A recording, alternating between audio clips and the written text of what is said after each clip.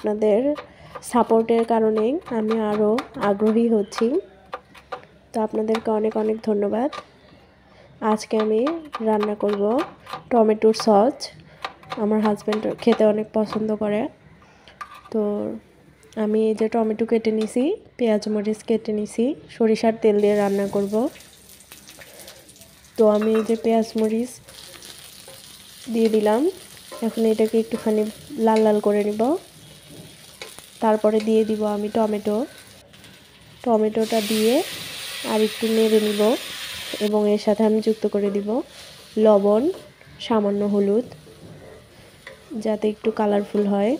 Tomato এমনিতেই colourful, তারপরেও দিলাম আর কি।